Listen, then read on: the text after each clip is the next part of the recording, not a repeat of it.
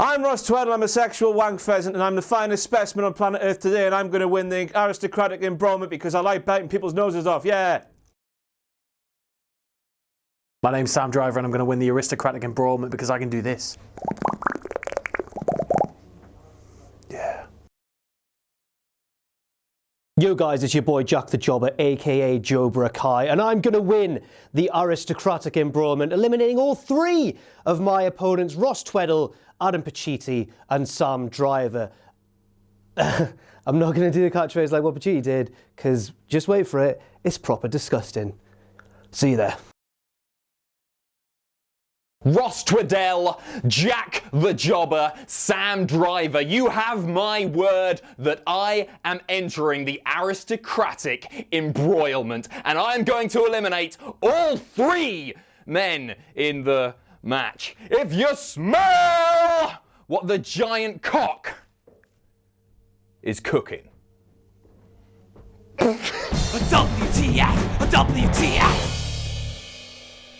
Hello, I'm Ross from Cultaholic.com. You are my sexual wank pheasants, and it's that bastard time of the week once again, where I take a look at all of the WTF moments from WWE SmackDown Live. Charlotte! Now, an episode of SmackDown Live not starting with either a Daniel Bryan or a Shane McMahon lengthy promos, like the day starting with the sun flying into the moon at such a rate of knots that it goes through its own arse. It just doesn't happen, but please don't tell me it did happen recently, because my brain is still knackered from all the night nurse and alcohol over Christmas, thanks to Matthew James Cuthbert Hardy. But not seeing either of them out there just felt weird, like fuzzy pipe cleaners, with the New Day taking their place. While fuzzy pipe cleaners might feel weird, as is the sight of Bryan and Shane not opening SmackDown Live, they also feel strangely satisfying, just like not seeing Shane McMahon or Daniel Bryan at the start of the show. Change, in this case, is very good.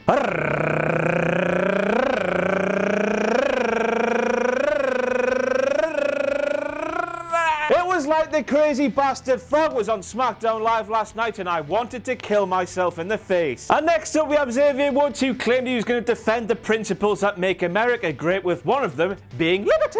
Now, I don't want to get this wrong. I've got a definition for liberty here. Look at my Cultaholic branded laptop. The state of being free within society from oppressive restrictions imposed by authority on one's behavior or political views. Now, there's no doubt about it, that is definitely one of the qualities that makes America great, in the same way that Darren Young never was great. But isn't it a weird thing to say when you're in WWE? Isn't that right, Shane McMahon? I bet Kevin Owens and Sami Zayn especially just love that line from Xavier Woods. Under Colonel Heavy Breathing, which is Shane McMahon, of course, SmackDown Live is less like the Land of Opportunity, filled with liberty like a tender jam donut. It's more like a bastard dictatorship, with that dictator having a cheeky little sidekick in Daniel Bryan. Bloody hell, that would make a nice sitcom, wouldn't it? I would call it Sweaty and the Beard.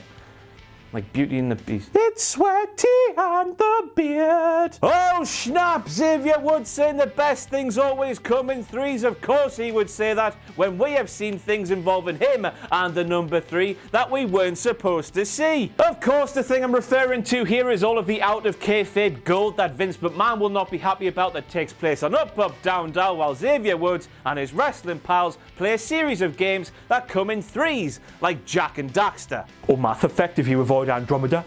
Big E, my boy, what are you smoking? Home Alone 3 is a very good film. There's a little rat, there's that face there, and one of the characters, the lovable characters in the film, even says, "You smacked my winky." Big E, of all people, you surely love lines like that. But Big E redeemed himself with his pretty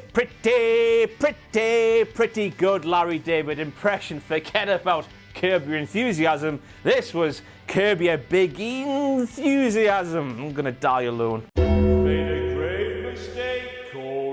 While attempting to lambast the New Day for their pankakis, it's like a bukkake, but sweeter. Corey Graves made a racial stereotype, and I was deeply offended. He bigged up the Singh brothers for bringing a bit of class and a bit of sass to SmackDown Live, and the fact you wouldn't see them throwing samosas into the crowd. Samosas, Corey? Is that just because they're Indian?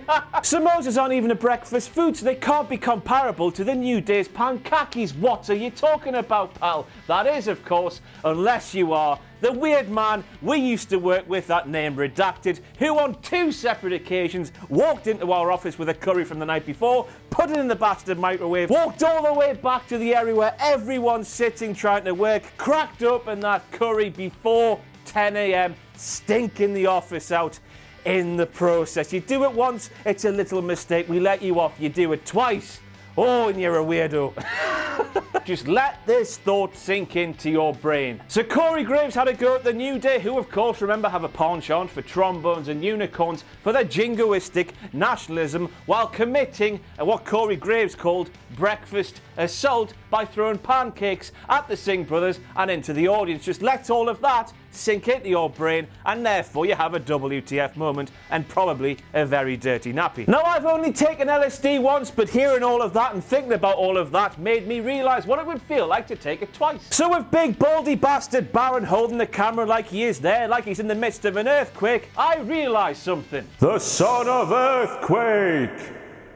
Don't buy the sun. And next up we have Byron Saxton, who said the countdown is on for the biggest challenge to the WWE Championship when AJ Styles defends against Kevin Owens and Sami Zayn at the Royal Rumble. What's he talking about? That's not the biggest challenge at all. What the biggest challenge is, of course, is the fact that the WWE Championship had to go through a 6-month reign on the, I want to say peck, but it's not really, it's got a bag at the front of one Jinder Mahal, and of course the belt just about made it through that with all of the struggle of a newborn child coming out of their mother sideways, just like I did back in August of 1992. But the point I'm making here is, Byron Saxton, if the WWE Championship can make it through that match at the Rumble, it's a breeze. So AJ Styles is going to start referring to Kevin Owens and Sami Zayn as Cammy from now on.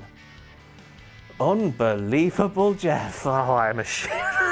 Now, if you saw yesterday's WTF moments for WWE Raw, you would have seen the fact that Dana Brooke started the night in the poster for the Women's Royal Rumble, but ended the night out of it being replaced by Becky Lynch. Well, you flicked on SmackDown Live last night and Dana is back in there, and I'm asking what's going on. Why on earth is Dana Brooke playing the bastard hokey cokey in print form? So Natalya claims it's going to take cat-like reflexes to outlast 29 other women to win the first ever Women's Royal Rumble. If that's the case, Natalya, you're buggered, pal. The likes of Asuka, Naomi and Sasha Banks, when she's not moonlighting as Johnny Wilkinson, are all quicker than you at doing the graps in the grappling ring. With your own logic in mind, enjoy not winning, you bloody cat diddler. She speaks, it's the reckoning, it's finally here. Grab to each animal, head for the bastard border. The end is nigh, time to run away, the end is nigh. So next up we have Randy Orton saying he's going to win the Royal Rumble for a 3rd time, go on to main event WrestleMania, and then the commentators backing that up as if it was absolute fact. That had me all like, oh, what? Oh, hell no, hold up. How can we be so sure? Let's just go back 12 short months to when Randy Orton was hitting puberty and his hormones were all over the place. He won the Rumble in 2017, of course, but then pledged his allegiance to his bae, Bray Wyatt. He then gave up his main event spot at WrestleMania 33, then for some reason turned on Bray Wyatt, decided he wanted his main event spot back, and then had to fight AJ Styles, who was the new #1 contender for that main event spot, making his life doubly hard as it had to be. How can we be so sure he hasn't passed through puberty and into adolescence? I don't think we can be so sure. The one thing we can be sure of, though, is the fact that Randy Orton and Silas Young are actually brothers. Who would have thought it? And speaking of those promos, weren't they very weird? It was as if WWE had one mobile phone between the entire roster, and then the entire roster had to take turns in shooting themselves from quirky angles, saying very cringe-worthy things. You're probably asking yourself why? I'm asking myself why, but because I'm a sick guy, I've got an answer for you. It turns out that the entirety of WWE's pre-taped production team was stood behind that truck that Braun Strowman tipped over and squashed them with. Rest in bits, lads and lasses. So according to Corey Graves, when it comes to championships and success, the word friend means nout. What about tag teams and stables then, pal? What about this time last year when Kevin Owens was Universal Champion and his best friend Chris Jericho had just won the United States Championship? What about you and War Jordy Nev in NXT? What's that? I thought so, you're wrong. I cannot believe he said this. Corey, mate, Liv Morgan is not going to win the first ever Women's Royal Rumble. In terms of least favourites, you have the surprise returns and then Liv Morgan. She is as far out of the field as you can get while being a current WWE superstar. To put this in some kind of perspective, she's as far out as Juninho Puembacano, and congratulations if you get that. She's just a B-Tech Carmella, and who asked for a B-Tech Carmella? Nobody.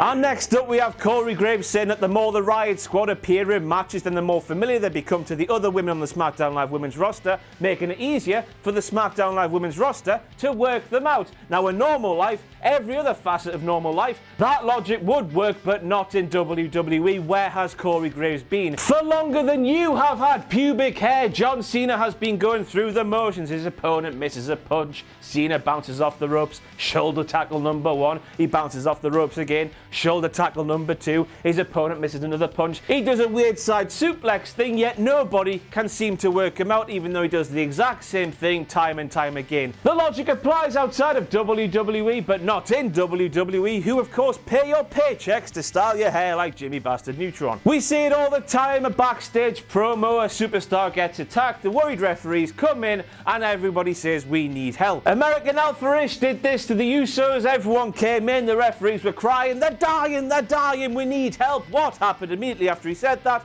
Both Usos stood up, absolutely tickety-boo. Bloody drama queen. While hyping up the mixed match challenge, that of course happened after SmackDown Live last night, Byron Saxton called the tandem of Shinsuke Nax and Natalya an unlikely duo. Now colour me confused, but the pairings bound by holy matrimony aside, isn't every partnership in that competition an unlikely duo? Isn't that the point of the whole thing? Speaking of points, what is the point in Byron Saxton? Answer the postcard please, and this time send him to the Vatican. Controversy lads, Jinder Mahal's shoulder is clearly up there before Bobby Roode flopped his arm down like a massive salami on top of it to put it back down on the mat again. Unintentional? Absolutely. A lovely little hook to set off a rivalry? Probably. Why the hell not? But one thing is for sure, and this is a sobering thought, with now Bobby Roode the United States Champion, SmackDown Live's 2 premier male champions are both TNA originals. Let that sink in. That has been it for all your WTF moments from WWE SmackDown Live this week. I've been Ross from Cultaholic.com. Follow me on the Twitter machine at Ross on Wrestling. Pledge to our Patreon page, patreon.com/Cultaholic. Anything you can give will be greatly